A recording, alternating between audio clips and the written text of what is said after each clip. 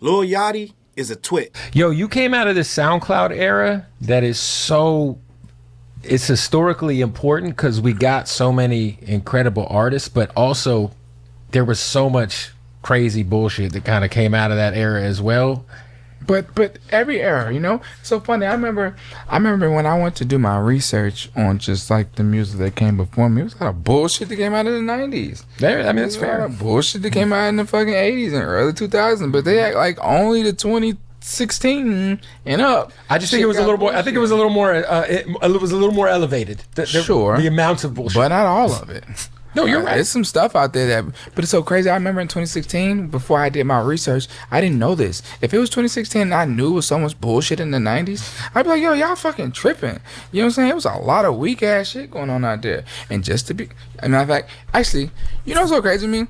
I think about all the time. I always think about the first song in hip hop. I hope this don't fry me. It probably will. And I always think about a hip, a hop, a hip. Rappers Delight. Up and the boom, take a bang. You know what I'm saying? And I'll be thinking like, damn, bro, y'all be really acting like we just got down, like we got down, just couldn't, like we was the only niggas saying some shit that didn't make no sense. You know what I'm saying? Niggas was hipping and hopping in. And I'm like, come on, bro, that shit was weak as hell, bro. Like, niggas be acting like, no, bro, come on. Yeah, I do unshoe my brother to the store, and I went in the grocery store with it. Come on, bro. Y'all acting like that shit wasn't weak. That shit was dumb weak, bro. But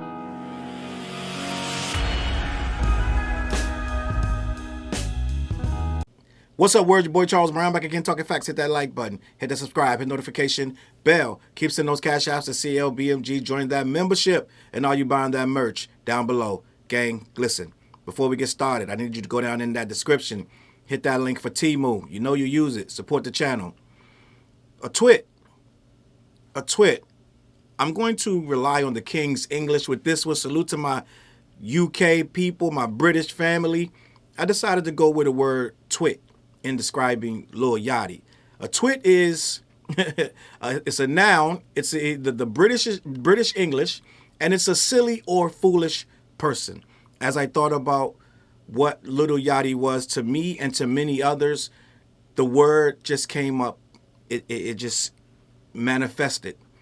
And if you use it in a sentence, it would go something like this. She has no patience with the upper class twit her parents try to match her with. That would be Lil Yachty.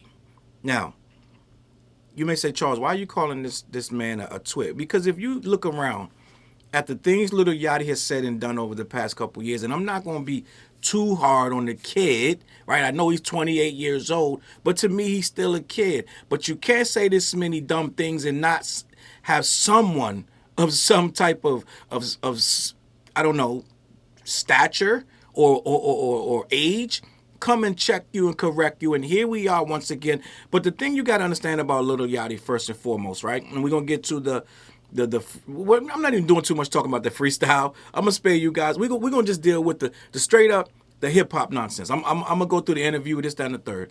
But you got to understand what's going on with Lil Yachty is Lil Yachty is desperately trying to, even though it doesn't matter, no one's still talking about him in regards to hip hop and using his name as some type of punching bag or this, that, and the third. He still desperately wants that conversation to be rehashed and to have his name taken from over here in the waste management trash can to be put over here with the real rappers. I don't know why. If you look at the freestyle with him reading off of that phone, which I'm not sure someone didn't write, but the fact that he even thought that he could read off a phone tells you he doesn't know anything about this culture. But at the end of the day, he reads off the phone and he's trying to kill it with bars. He's coming down sitting down to do a freestyle. This guy desperately, he doesn't have the skill set, doesn't have the mental capacity, doesn't have the want or desire to really be good at it, but he wants to be good at it anyway. It's like a guy who doesn't want to play. He wants to play, but he doesn't want to practice. He doesn't want to take the time to take the 10,000 shots that you need to take to become a good player. He wants to just walk on the court and be a good player. He wants to just rip off his warm-ups and just play and just then go back to the locker room and just eat and just chill and go get pizza afterwards. He doesn't want to put in the work. He doesn't want to lose the games. He doesn't want to win the games. He just wants to be known as being a good player. right? So at the end of the day, we got to understand that this whole thing with this, he keeps bringing up the old school, and let's be honest. I watched the bootleg Cav interview, and I'm gonna play that in a minute, right? But end of the day, he is the one that keeps bringing up back in the day. It's Lil Yachty. It's no one else, because bootleg Kev was talking about the SoundCloud era and how a lot of garbage came out. What he actually said was, what did he say? Garbage or trash? At the end of the day, whatever term he used, he didn't take it back to the 80s and 90s. Yachty did. But this is the problem. Lil Yachty doesn't do enough research to try to talk about the 80s and 90s of hip hop. He doesn't do enough research. He said, if I'd have known in 2016, before I did my research, you didn't do no research. You listened to a couple songs here and there. So you got to think 2016. How long ago was that?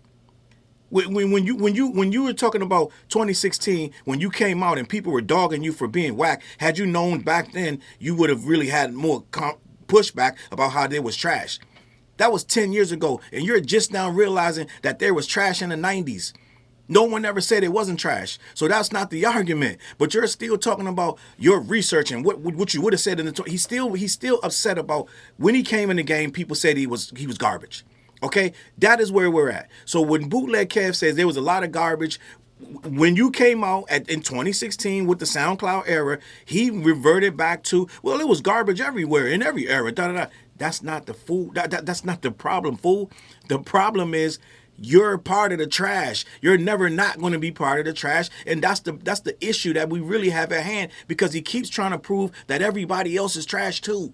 And that's where we're getting. But I want to get to this thing with the Rapper's Delight, which is not the first hip-hop song. If he did his research, he would know it wasn't the first hip-hop song. It is the first mainstream song. It's the first rap song that they recorded that went beyond the boroughs of New York and had some real staying power. It was a 1979 rap song debut.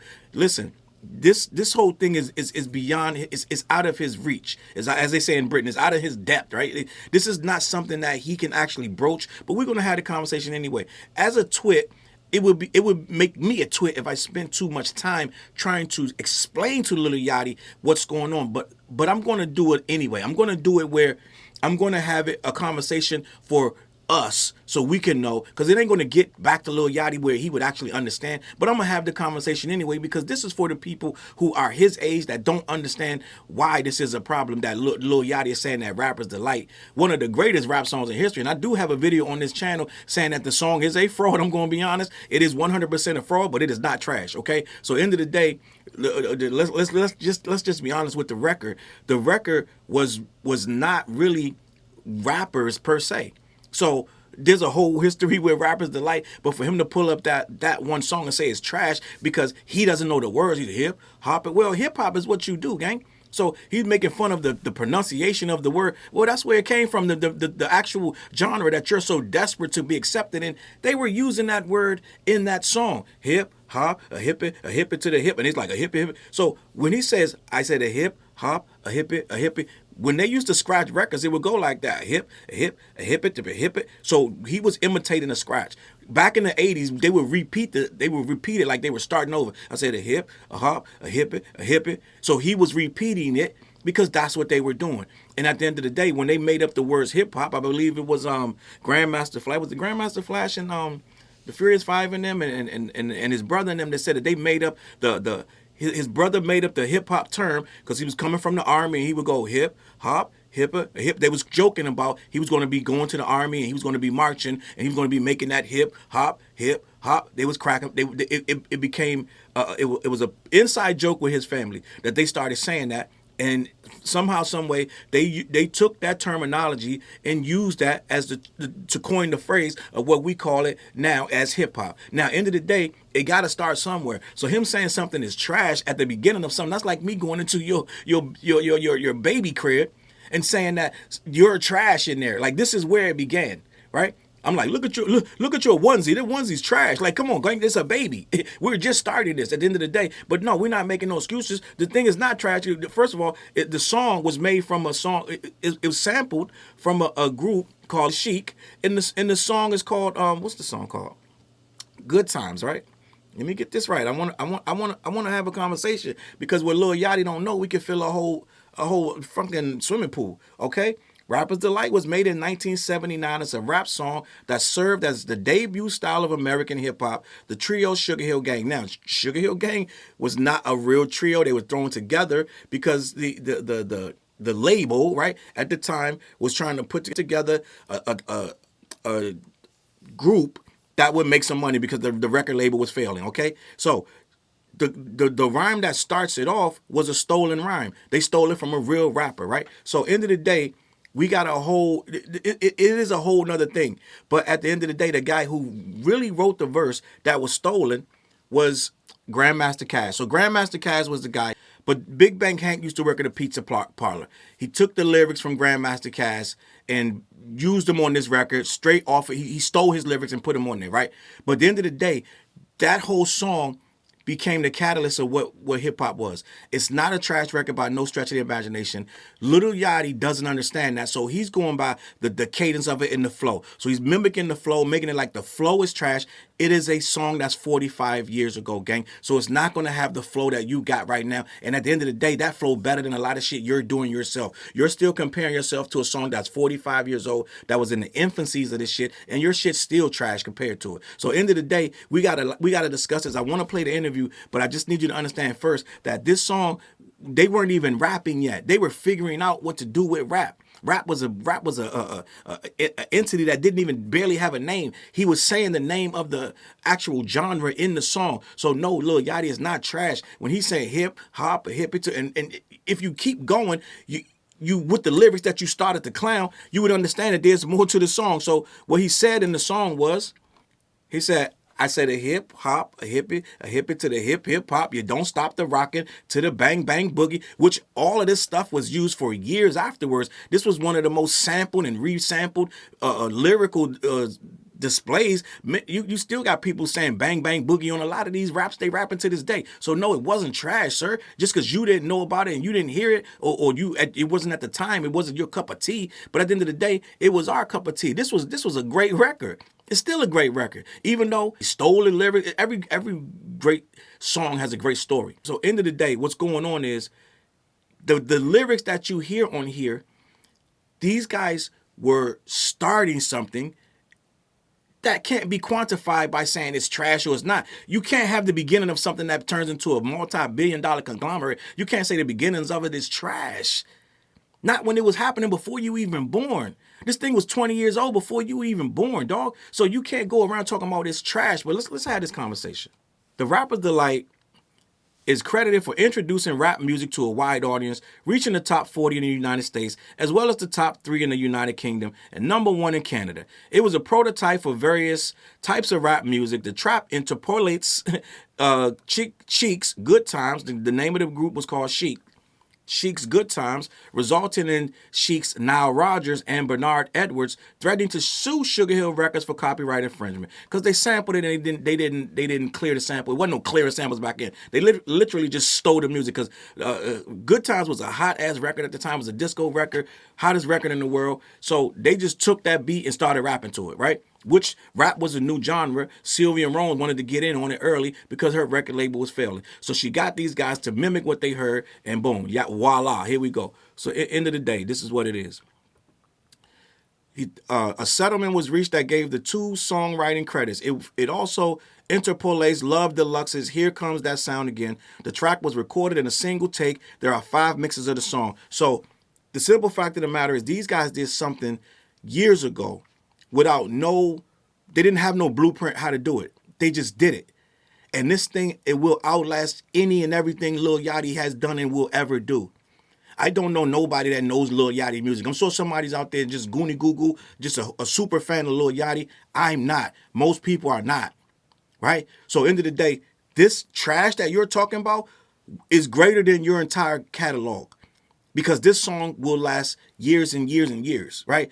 Beyond what you got going on. I'm not even sure. This thing might even be on the Hubble spacecraft, like going into outer space. This song will outlast everything that you ever do.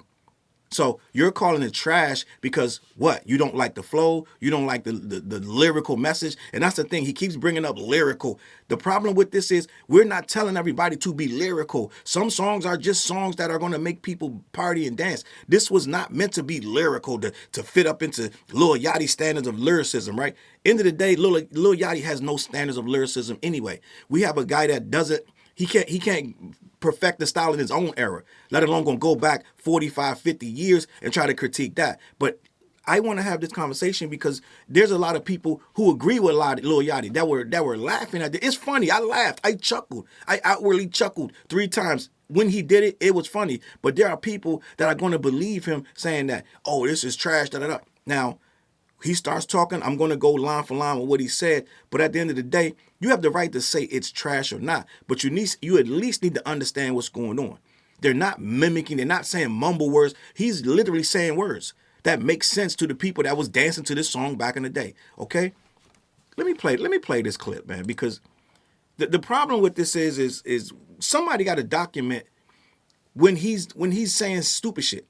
So I'm going to play this, and we're going to bounce through it and see how it goes. Let me see what we got. So this Lil Yachty on the Bootleg Cab Show. The title of the show is Lil Yachty and the Concrete Boys on Studio Sessions, the SoundCloud Era, Psychedelics, and It's Us. All right, Volume 2. Yo, you came out of the SoundCloud era that is so... It's historically important because we got so many incredible artists, but also there was so much crazy bullshit that kind of came out of that era as well. But every era, you know, so funny. I remember when I went to do my research on just like he went to do his research. What does that consist of? The music that came before me. It was kind of bullshit that came out of the 90s. I mean, that's a fact, but nobody ever said it was not bullshit. And this is the thing: Lil Yachty has a chip on his shoulder. He wants us to take him in and just hold him and cuddle him and treat him like a little baby because his feelings is hurt about some stuff that was said about a decade ago. He's still hurt. He still wants us to forgive him for bringing this trash ass shit that he brings into the system. End of the day, a lot of us had no problem. We didn't care. But every time he does this, it makes it worse because then we start caring. And now we start calling you trash. At the end of the day, nobody was checking for you that wasn't of that SoundCloud thing. People like me didn't give a shit. It's just when you start making these dumbass comments, that's when you bring us sniffing around. Now we want to check you. I don't care. I don't give a fuck what you got going on. I don't care about you or your music. But for some reason, you keep dipping your toe back in, trying to make what we had going on into trash so you can slide right in and fit right in. Let me continue. Yeah, bullshit that came out in the fucking 80s and early 2000s, but they act like only the 2016 and up. I just think it was a little more. I think it was a little more. It was a little more elevated. Sure, but it's not that they act like anything. You got criticized, and you can't handle it. You're still holding on to criticisms that happened a long time ago. It was like they act like there was no. It wasn't no they. It was that when you dropped, people had an issue with your content. End the story. But you're trying to make it like you're saying that we were the worst. No, you were the worst. That was the problem. You're bad in all the eras that we're talking about. So it ain't got nothing to do with it was just good in the 90s. I say it all the time. I look at my old episodes of Rap City. Yeah, it was tough. It's tough to get through old. If you of a certain age, go back and watch some old Rap City episodes. They got them on YouTube. It's tough to watch them shits. You can't get through them shits. Them shit is some garbage on there. But that was never the question. Right? That was never the point. The point is your shit's garbage. So you keep trying to deflect back to this, that, and the third. No one ever goes around saying the 90s was, well, at the end of the day, it was the golden era. You don't even have enough, excuse me, you don't even have enough research. You don't even have enough mental capacity to build on, to say what the golden era was or wasn't. So you can't say it was a bunch of trash. It was trash in every era. But at the end of the day, the 90s, when it comes to hip hop, the sound that we are talking about, that was the best era for this, right? So end of the day, it was a golden era. The late 80s, early 90s, up to about 98, 99, that was the golden era. You don't know that because you don't know what this shit supposed to sound like anyway. You just got up there and did one of the worst freestyles we've ever seen. So end of the day, it's not your capacity to deal with this. Amounts of bullshit. But not all of it. No, you're right. There's some stuff out there but it's so crazy. I remember in 2016, before I did my research, I didn't know this. If it was 2016 and I knew it was so much bullshit in the 90s, I'd be like, yo, y'all fucking tripping. You know what I'm saying? It was a lot of weak ass shit going on out there. So you would have took that information and defended yourself better. You wouldn't have made your music better. You wouldn't have researched to make better songs. You wouldn't have researched to make better hooks and try to get your wordplay up. You would have researched it to defend the trash you're making. You would have been like, it's a lot of trash, so let me make some trash too. And just to be, as a matter of fact, actually, you know what's so crazy to me? I think about all the time. I always think about the first song in hip hop. I hope this don't frighten me. He probably will. It's not the first song in hip hop. And I always think about a hip, a hop, a hip.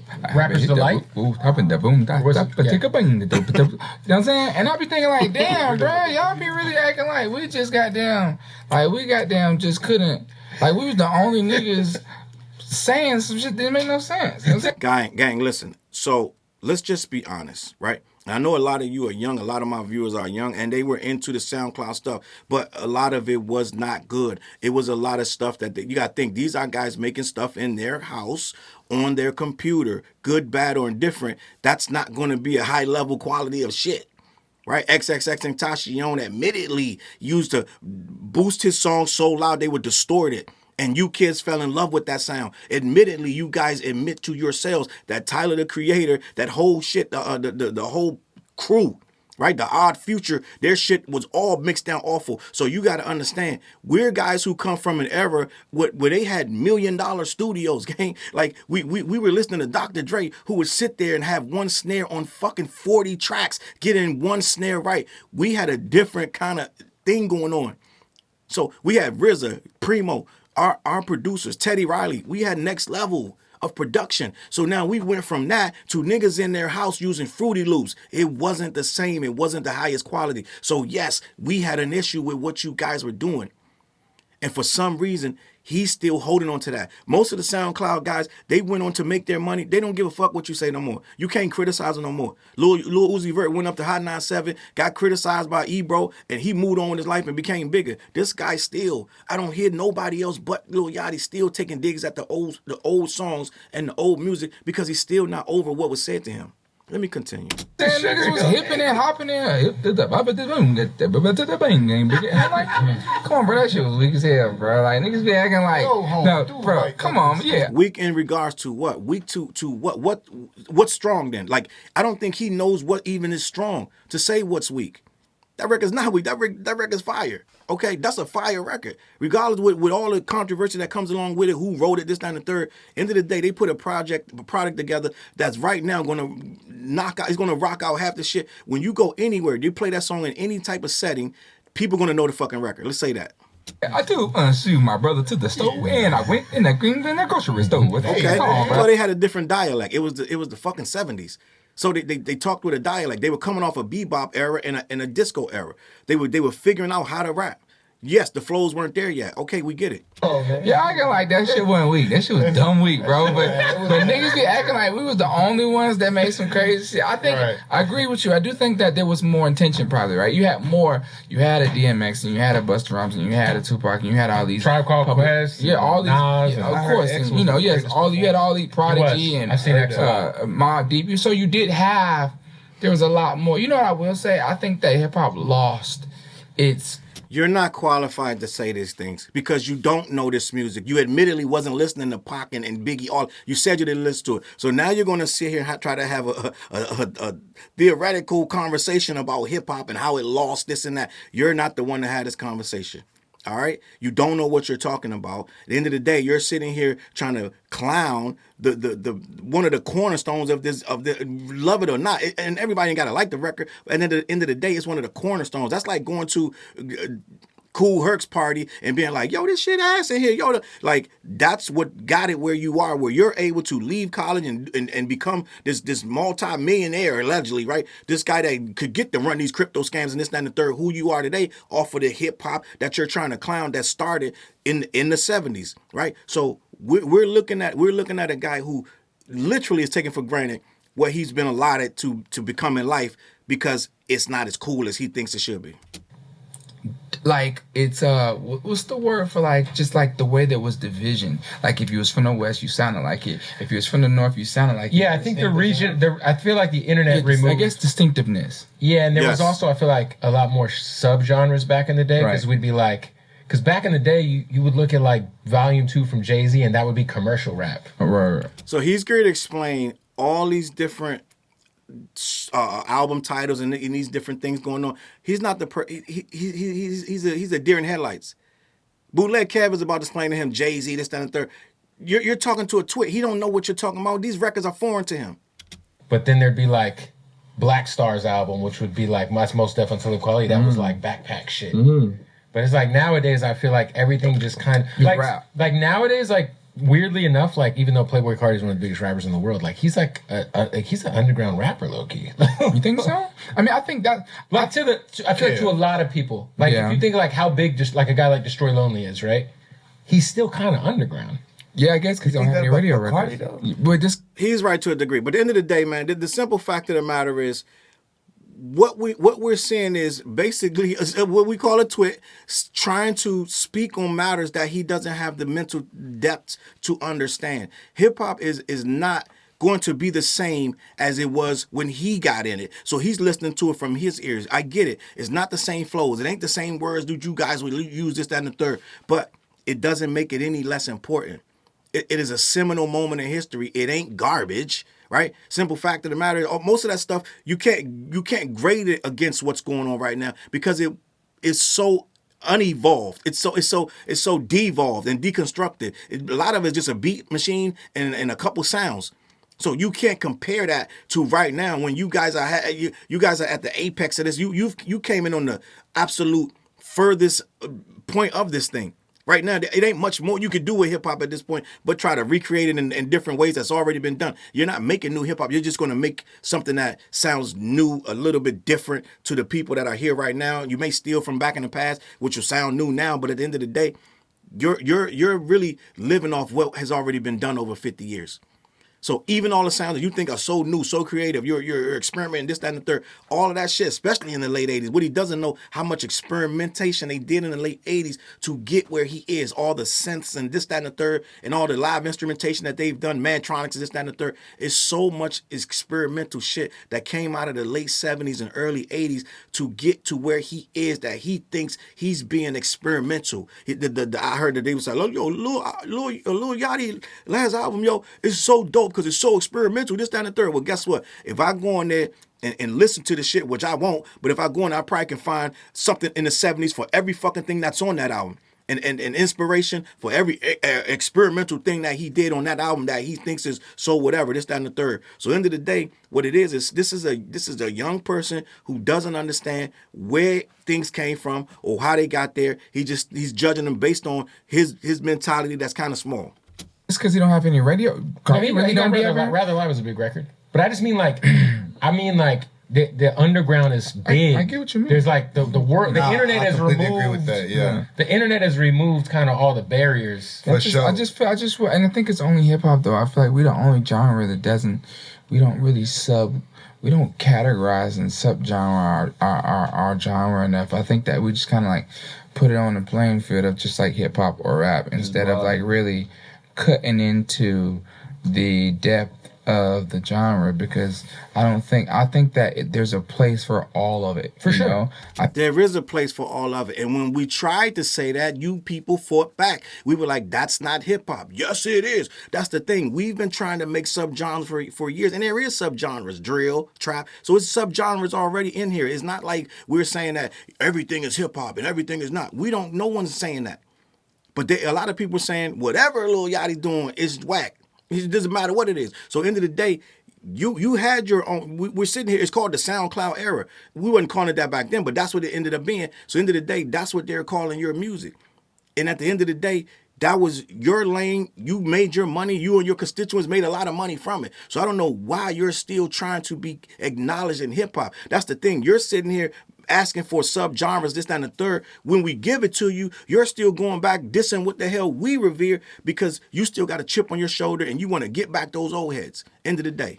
I feel that when you smack it all under one lane is when it gets a little tricky as to what is what. But That's I feel a like fact. it all there's all of it counts for sure. You know, I think that was where we got lost in the beginning in 2016 when 2016, that era, that draft class of artists came in. I think that the conversation, first off, the genre was so brand new, it's so young that I think even younger 10 years ago that the conversation was so fresh and it was evolving in front of everyone's eyes to be able to have that conversation of, oh no, this is rap just like anything else is rap. This is just this is a new era. This is a new genre. This is a new demographic. I mean, I don't know, like we were on the verge of, not on the verge, we broke an entire new wave of rap, right? And I think that since our genre, again, is so new, and our genre is so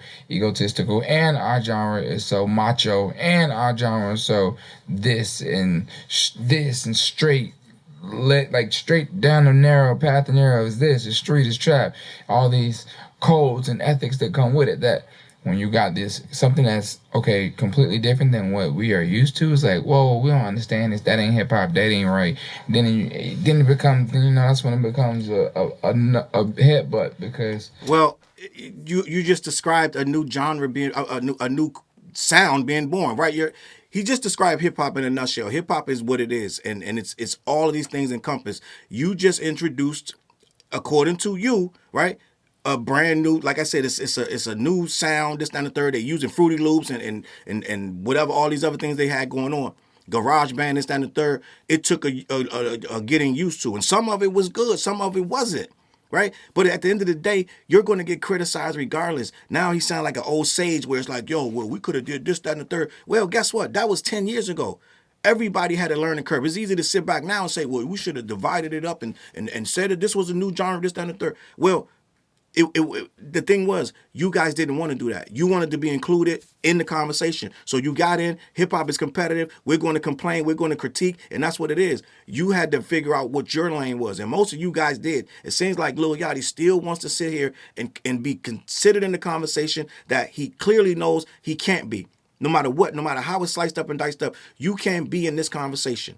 This rapping and tapping and hip-hop conversation, because you've already decided and we've already shown you that your music was a whole different vibe than what we consider in hip hop. Now, like you said, the subgenres, well, we needed to figure out what your genre is. And I don't know if they figured it out yet anyway, even with all that. Because at the end of the day, you're still mumbling, you're still making wacky stuff, and you're still trying to figure out your sound. For you to get up there and make that freestyle is apparent that you still are trying to mix yourself in with this rap thing, but you want to be considered different when we say it's trash. So at the end of the day, man, I'm going to leave it at this, man. I don't really want to discuss Lil Yachty ever again. At the end of the day, I am so done with talking about this dude. And I don't talk about him a lot. But when it comes up, we got to get into this TWIT mentality where we got to figure out why he's saying these things. And most of it is to troll. But at the end of the day, I think he's trying to navigate it in the best way he can. And he's starting to get older and he's starting to figure out how to use words better. But it still don't make no difference when you use the words better, but you still say shit is garbage that you have no context for. So end of the day, no, it's not garbage. It's not a garbage record. The rhymes ain't garbage. It's just different from what you're used to because the shit is 45 years old. Okay? So we're gonna leave it at that, man. This is what I'm gonna do.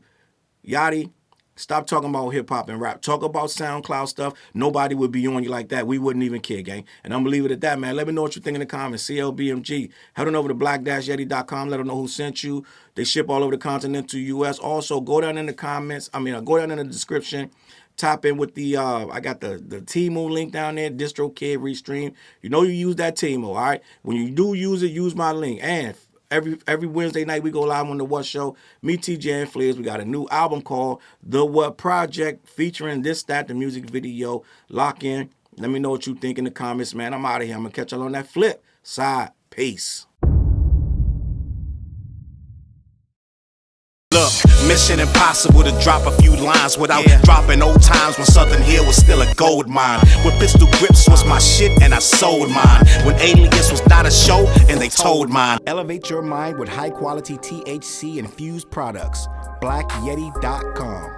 black-yeti.com.